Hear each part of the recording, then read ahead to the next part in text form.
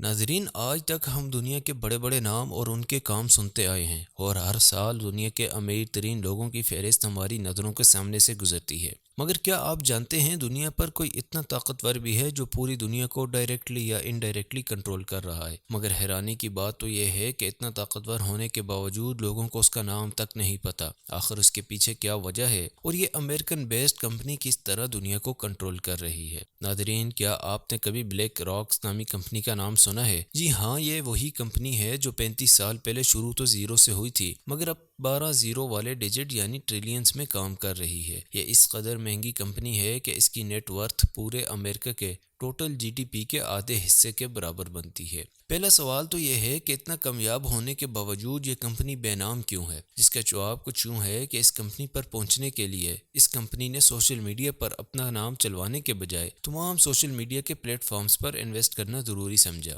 چاہے دنیا کی کسی بھی بڑی کمپنی کو لے لیں، جیسے Apple, Facebook, Lockheed Martin, Tesla, Fox Media, Disney Media, Microsoft, Paramount اور ایسی بہت سی کمپنیز میں ایک چیز ہمیشہ سے کامن رہی ہے، اور وہ ہے بلیک راک کا نام، کیونکہ بلیک راک ان تمام کمپنیوں کے بڑے انویسٹرز میں سے ہے۔ دوسرا سوال یقیناً یہ ہوگا کہ آخر یہ کمپنی ہے کس کی اور کیسے اتنا کامیاب ہو گئی کہ ایک اکلوتی کمپنی پوری دنیا کی کمپنیز کو انفلوئنس کر رہی ہے۔ ناظرین، بات کریں اس کمپنی کی شروعات کی تو 1988 میں اس کی بنیاد لیری فنک، ہیوج فریٹر، کیتھ اینڈرسن، بین گولب، رالف سکالسٹن، سوسن ویگنار، باربرا نوویک اور رابرٹ کیپیٹو نے مل کر رکھی۔ اس کمپنی کا کام ایسیڈ مینجمنٹ سروسز فراہم کرنا تھا تاکہ انویسٹرز اپنی انویسٹمنٹ اور رسک کو مینج کر سکیں۔ اس کمپنی نے ایسے آئیڈیاز دینے شروع کیے جس سے انویسٹرز کو بڑے نقصان سے بچایا جا سکے، اور ہمیں معلوم ہے ایسا آئیڈیا تب ہی آ سکتا ہے جب کسی نے خود بڑا نقصان اٹھایا ہو۔ بالکل ایسا ہی ہوا تھا اس بلیک راک کمپنی کے لیری فنک اونر کے ساتھ۔ اس کمپنی کا آئیڈیا بھی لیری فنک کو تب ہی آیا جب وہ فرسٹ روسٹر میں کام کرتے تھے اور انہیں پہلی بار $100 ملین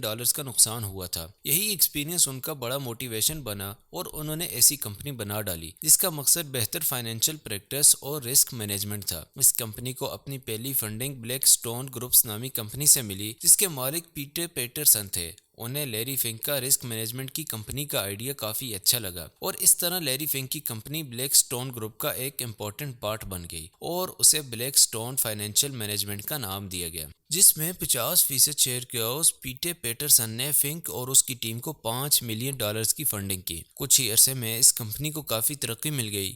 1989 تک کمپنی کے ایسٹس بڑھ کر $2.7 بلین ہو گئے۔ بلیک سٹون گروپ نے اس کمپنی کے 50 میں سے 10 شیئر سیل کر دیے اور لیری فنک اور ان کی ٹیم 60% شیئر کی مالک بن گئی۔ 1992 میں اس فرم نے اپنا نام بلیک راک رکھا اور اسی سال کے آخر میں یہ کمپنی $17 بلین تک پہنچ گئی، جو کہ آج کل کے حساب کے مطابق $1 کروڑ کے ایسٹس مینج کر رہی تھی۔ یہاں تک کہ 1994 تک بلیک راک $53 ملین یعنی آج کل کے 4.5 لاکھ کروڑ سے زیادہ کے ایسٹس مینج کر رہی تھی، کیونکہ اب لیری فنک خود اس کے چیئرمین اور سی ای او تھے۔ ناظرین، قسمت اس کمپنی پر مہربان رہی اور 1999 کے اینڈ تک یہ کمپنی $184 بلین کے ایسٹ ہینڈل کر رہی تھی۔ 2004 میں بلیک راک نے اسٹیٹ اسٹریٹ نامی کمپنی کو میٹ لائف سے $325 ملین کیش اور $50 ملین کے سٹاک میں خرید لیا اور اپنا پہلا ایکوزیشن پورا کیا۔ ناظرین، اب سوال یہ اٹھتا ہے کہ یہ کمپنی آخر کر کیا رہی ہے جو دعویٰ کیا جا رہا ہے کہ یہ دنیا کو کنٹرول کرتی ہے یا کر سکتی ہے؟ تو چلیے ہم آپ کو اس کے جواب کی طرف لے چلتے ہیں۔ بات یہ ہے کہ یہ اتنی بڑی فرم اتنی طاقتور ہے کہ یہ پوری دنیا کی منی کو مینج کرتی ہیں۔ آپ کا کہیں بھی خرچ کیا ہوا پیسہ ڈائریکٹلی یا انڈائریکٹلی ان تک ضرور پہنچتا ہے، کیونکہ یہ بڑی کمپنی چھوٹی کمپنیز کی شیئر ہولڈر ہے، جیسا کہ پیپسیکو کے بہت سارے سنیک برانڈز جیسا کہ Nestle, Coca Cola, General Mills, Unilever اور مارس کے مین شیئر ہولڈرز کی لسٹ میں آپ کو بلیک سٹون کا نام ضرور دکھے گا۔ صرف یہی نہیں، اگر آپ فیملیز کے ساتھ ویکیشنز پر جانے کا ارادہ رکھتے ہیں تو یقیناً آپ ٹکٹس کی جانکاری اور ہوٹلز کی بکنگ بھی کریں گے، جس کے لیے آپ کو اسکائی اسکینر، Booking.com، Airbnb اور ایکسپیڈیا جیسے ایپس کی ضرورت پڑے گی، اور ان سب کو بلیک راکس اون کرتی ہے۔ اب دلچسپ بات یہ ہے کہ مارکیٹ میں چاہے یہ سب کمپیٹیٹرز ہوں، مگر ان سب کے سٹیک ہولڈرز کی مین لسٹ میں آپ کو ایک نام ملے گا اور وہ ہے بلیک راک۔ مزید انفارمیشن سے ہمیں پتہ چلتا ہے کہ کیروسین جو کہ ہوائی جہازوں میں اور ایئر کرافٹس میں فیول کے طور پر استعمال ہوتا ہے وہ بھی بلیک سٹون ہی کی آئل کمپنی سے آتا ہے۔ اگر ایگریکلچر سیکٹر کی بات کریں تو بلیک سٹون بائر نامی کمپنی کا مالک بھی ہے جو کہ دنیا کی سب سے بڑی سیڈ پروڈیوسنگ کمپنی ہونے کے ساتھ ساتھ ٹیکسٹائل مینوفیکچرنگ پلانٹ بھی ہے۔ ساتھ ہی بڑی بڑی clothing companies, solar panels companies, major pharmaceutical companies, scientific institutes اور لیبز بھی بلیک راک ہی اون کرتی ہے۔ غرض یہ ہے کہ چاہے وہ انشورنس کی کمپنی ہو، بینکس ہو یا کنسٹرکشن کمپنیز ہو یا پھر ریسٹورنٹس ہو، آپ کی زندگی سے جڑی کوئی بھی چیز ایسی نہیں جو وہ اون نہیں کرتے۔ اس ساری انفارمیشن سے آپ کو ضرور آئیڈیا ہو گیا ہوگا کہ آخر اس کمپنی کو کنٹرولر کیوں کہا جا رہا ہے، کیونکہ یہ آپ سے جڑی ہر چیز، چاہے وہ کھانے کی ہو، پینے کی ہو، پہننے اوڑھنے کی یا کوئی بھی ضروریات زندگی ہو، وہ ڈائریکٹلی یا انڈائریکٹلی بلیک راک کے انڈر ہے اور وہ اسے کنٹرول کرنے کی صلاحیت رکھتے ہیں۔ ناظرین، اسی طاقت کی وجہ سے بلیک راک کو گورنمنٹ کی ایک برانچ بھی کہا جاتا ہے، کیونکہ گورنمنٹ کی پالیسیز بنانے میں اہم کردار ادا کرتی ہے۔ یہاں تک کہ یو ایس کے central bank and federal reserve کو بھی اگر پیسے کی ضرورت ہو تو وہ بلیک راک سے ہی رجوع کرتا ہے۔ ناظرین، یہ تو بات رہی اس کمپنی کی سکسیس سٹوری کی، مگر یہ بات ہضم نہیں ہوتی کہ اتنے پاورفل اور کامیاب کمپنی کے بارے میں ہم نے آج تک سنا کیوں نہیں۔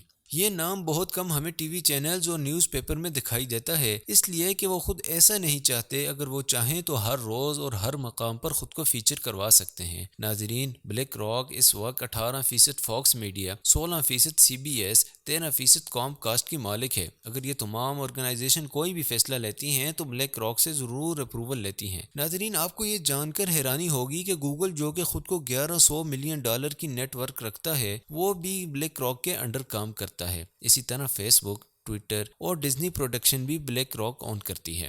یہ سب کہنے کا مقصد یہ ہے کہ بلیک راک دنیا کا 90% میڈیا اون کرتی ہے تو واضح بات ہے کہ وہ خود منظر عام پر نہیں آنا چاہتی، کیونکہ وہ خود کنفلکٹس اور کنٹروورسی سے بچنا چاہتی ہے، حالانکہ ان کے لیے اپنی پروموشن کروانا یا اپنا نام چلوانا بائیں ہاتھ کا کام ہے۔